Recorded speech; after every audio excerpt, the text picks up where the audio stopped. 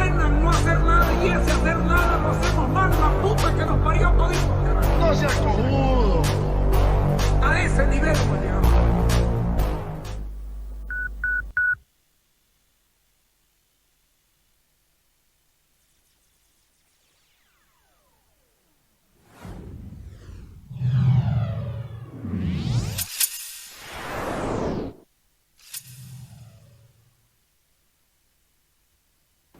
Buenas noches, viernes 10 de febrero del año 2023. Regáleme unos segundos, dale.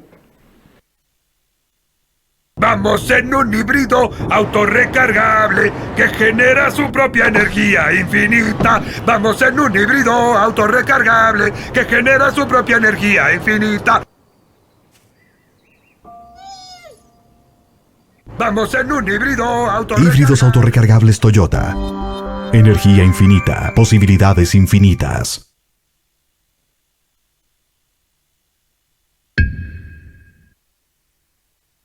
Enorme como tus ganas de probarla, así es la nueva XT Ibérica, una hamburguesa con una deliciosa carne XT a la parrilla, queso cheddar, jamón, cebolla y salsas, coronada por un delicioso pan. Vení a Burger King y disfrutala a tu manera.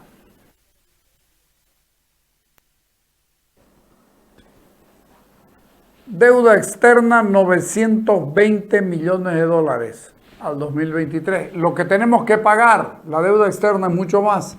Lo que tenemos que pagar entre capital e intereses, 920 millones de dólares. ¿Cuánto tenemos en la cacha? 600 millones de dólares en efectivo y bajando. Necesitamos plata para importar combustibles, combustibles es más de lo que tenemos y es más que la deuda externa. Y eso hay que importarlo, son 4.000 millones de dólares, no sé de dónde vamos a sacar. Para pagar la deuda, para mantener 40% de zánganos, porque en el país hay 60% que trabajan y 40% que se rascan de dos manos. Obras superfluas por montones. Esto genera déficit fiscal y el déficit fiscal es alto. El déficit fiscal es tremendamente grave.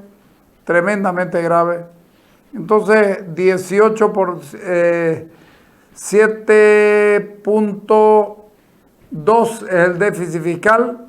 18% en enero fue la caída de las reservas internacionales netas. Bueno, con esto preguntamos a Juan Pablo Suárez, ¿es complicada la situación? ¿La deuda per se es buena o es mala? A ver qué dice.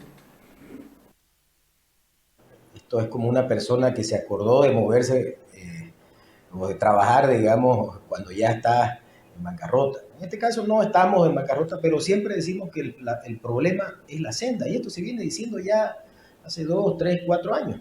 El problema de fondo en realidad es que el país tomó deuda en momentos de bonanza.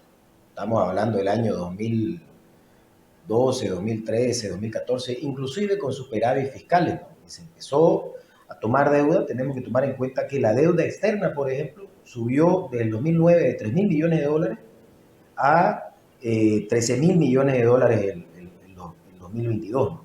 La deuda interna, que se olvida mucho del gobierno, pero igual es una deuda que hay que pagar, subió desde el 2012 de 4.200 millones de dólares a 14.500 millones de dólares. ¿No? Entonces, tenemos una deuda pública de cerca de 28.000 millones de dólares, ¿no? Lo cual, si nos vamos a los indicadores, digamos, que se utilizan, que es el porcentaje de deuda sobre el PIB, digamos, no es desastroso, pero no son indicadores sanos, como por ejemplo los de México con un 40%, Paraguay con un 30%, y se acercan, digamos, a indicadores bastante nocivos, como los de Brasil, Argentina, que están arriba del 80%. Así como en las reservas internacionales netas en su momento se decía, el problema no es la situación per se que sea catastrófica, el problema es que la senda se ve que se está yendo y no se hace nada. Lo mismo está pasando con el tema de la deuda, ¿no? Entonces, ya ahorita hay premura y se tienen que tomar medidas, algunas medidas desesperadas, ¿no?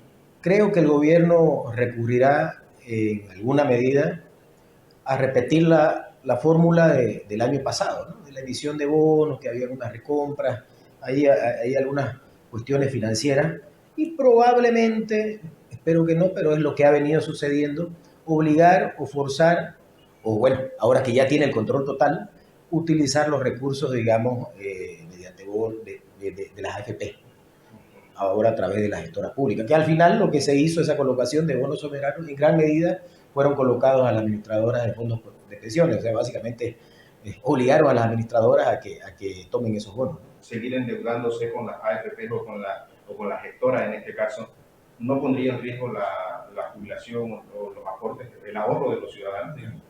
A ver, nosotros venimos ya hace sus buenos 3, 4 años hablando de este tema de las administradoras de fondos de pensión.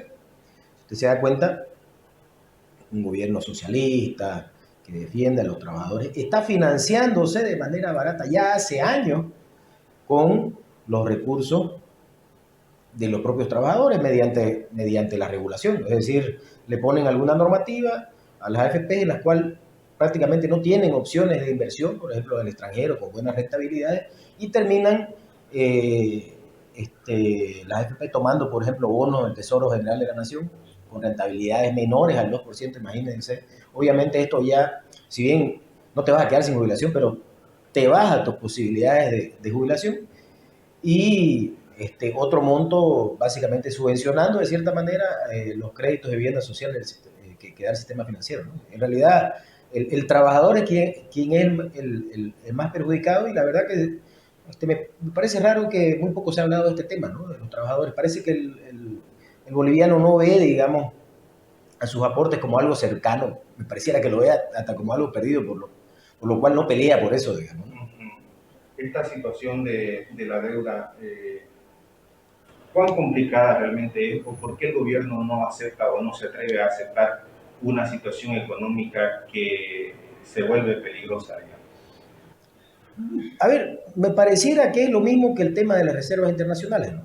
Negar el problema hasta que las cosas apremien, ¿no? En realidad, la realidad es que de repente el tema de la deuda externa y la deuda pública no son, digamos, situaciones desastrosas si te comparás con otros países, al menos si te comparás con los peores, digamos, pero sí, la senda es problemática. Creo que un gran problema de lo que es la deuda pública, uno es que el gobierno a veces los indicadores toma cuando les conviene. Como la deuda externa no ha subido en tanto, toma ese indicador y lo compara con países vecinos, digamos, ¿no? Pero se olvida de repente de la deuda interna, que ha crecido mucho más y es más alta que la deuda externa. Entonces, hay una presión bastante fuerte, y también hay que tomar medidas de fondo. El principal problema del crecimiento de la deuda interna, que es básicamente, a ver, el Banco Central ha prestado, la deuda interna en un 55% en el Banco Central, o sea, el Banco Central ha prestado recursos a las empresas estatales, ¿no? Principalmente a Yacimiento, a ENDE, a ESEBOL, y el 45% del sector privado, básicamente las AFP que le prestan al Estado a través de bonos del Tesoro General de la Nación.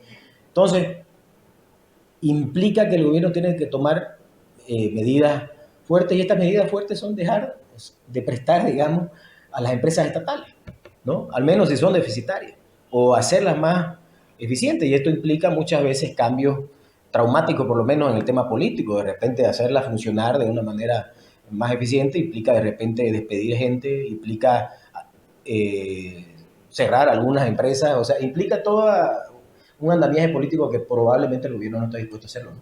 Esta situación de la deuda externa, interna, la situación de las reservas internacionales, ¿qué panorama nos da con el tema de la necesidad del combustible, de la importación y la subvención que tiene esto en nuestro país?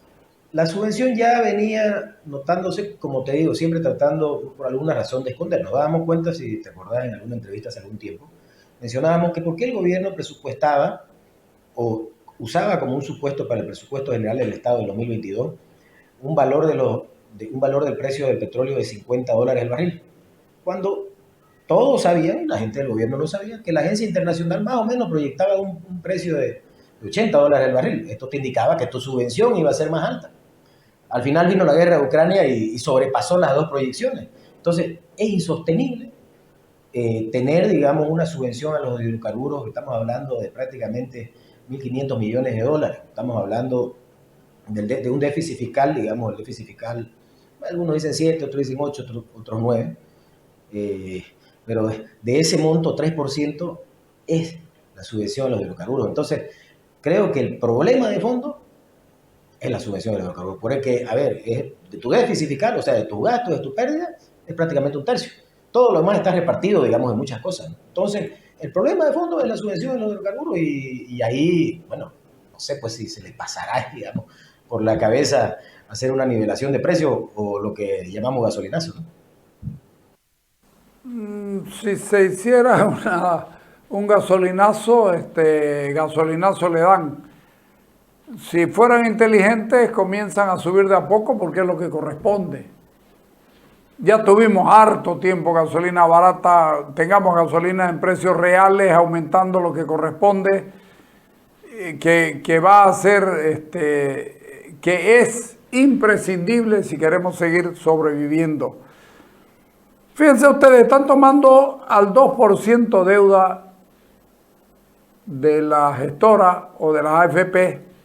Y cuando toman deuda afuera la toman del 7 y 8%. Y sin embargo no le permiten a la gestora colocar plata afuera donde pudiera entrarle más plata que la que le entra con el Estado y pudiera mejorar el nivel de repartición de la plata entre los ahorristas y entre los que se van a jubilar. La verdad que esto es cualquier cosa.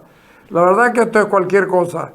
Es realmente preocupante lo que dice don Juan Pablo Suárez, porque a este paso vamos a estar desesperados dentro de poco. El gobierno no tiene idea de lo que va a hacer y como decía ayer Gonzalo Chávez, están esperando, nada más, esperando hacerse de la plata de la gestora y ahí lo van a hacer bolsa. ¿Qué dijo Santiago III con relación al tema? La situación económica a nivel externo, si queremos verlo así, de nuestro país, está poniéndose bastante compleja. Hemos visto en estos días el nuevo tipo de cambio para los exportadores que apunta a capturar dólares, la ley del oro también que apunta a poder vender ese oro y generar dólares a partir de esa venta.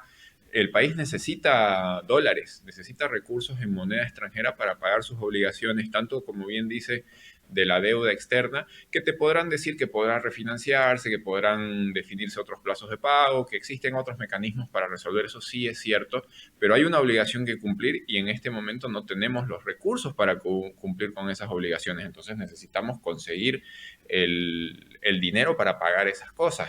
Entonces el gobierno comienza a entrar en una suerte de desesperación, como entraría cualquier persona que tiene que pagar algo y no tiene con qué, en tratar de conseguir esos recursos y lamentablemente no tenemos mecanismos productivos. Estamos empezando a buscar quién tiene algo de dinero al que se lo podamos comprar a un precio incluso mejor que el del mercado, como es el caso de los exportadores, o empezar a vender, como dicen, las joyas de la abuela para poder pagar las cosas que debemos. Entonces realmente se nota de que toda la gestión que se hizo, la bonanza económica de la década del 2010, ya nos la comimos. En algún momento ellos decían que todo lo que habíamos ahorrado era para paliar una potencial crisis y que la industrialización y todo eso nos iba a ayudar a ser un país un poco más soberano en la parte económica.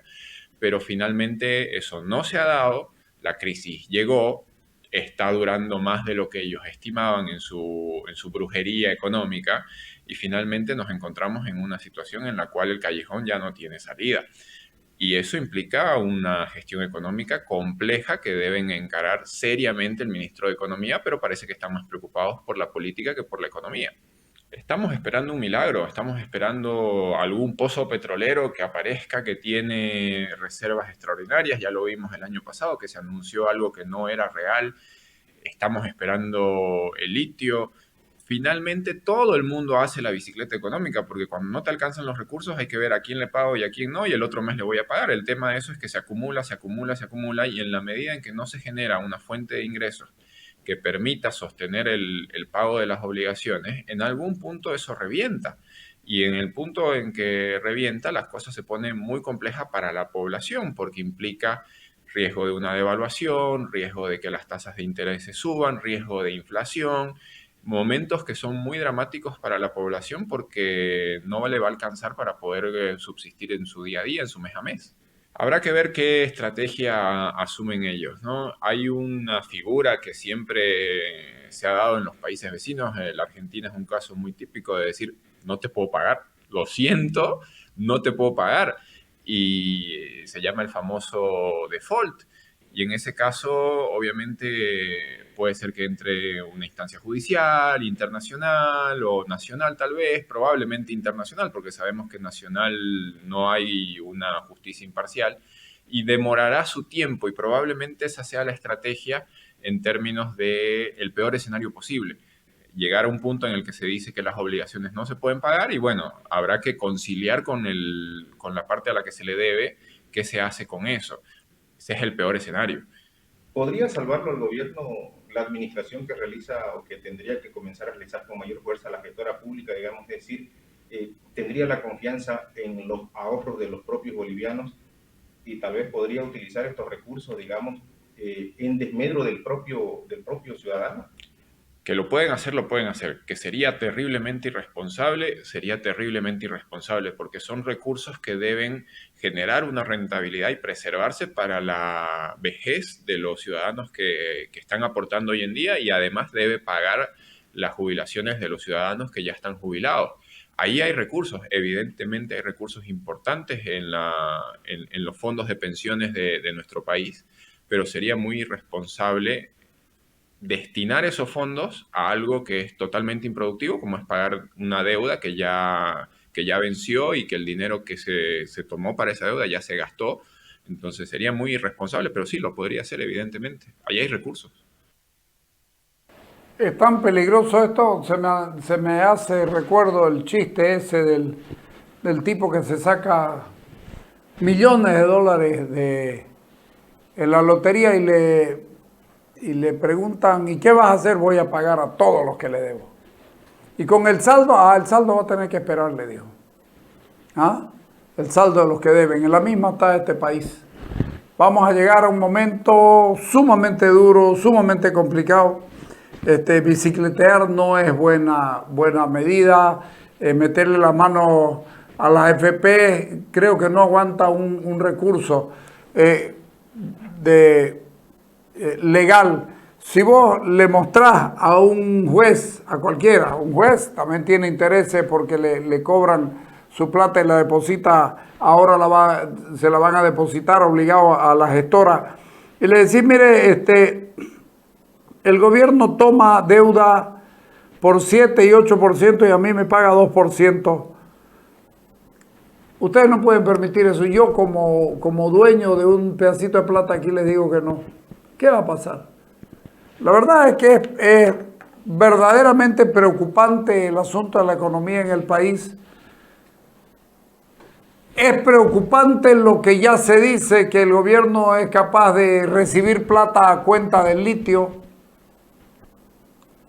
entre 300 y 500 millones. Pero esos 500 millones le alcanzan para pagar el envío de gasolina y diésel que debe el Estado. La verdad que se le hizo una bola grande y el gran economista, el que comenzó sexto como ministro de Economía y terminó en el 13 cuando se enfermó y se fue de acá y luego volvió y siguió siendo ministro y siguió cagándolo al país, me refiero a don Luis Arce Catacora, es complicado el panorama, no sé cómo nos irá a ir. Vámonos al corte y cuando volvemos les voy a mostrar las barbaridades que dicen los políticos y cómo se contradicen ellos mismos. Dale.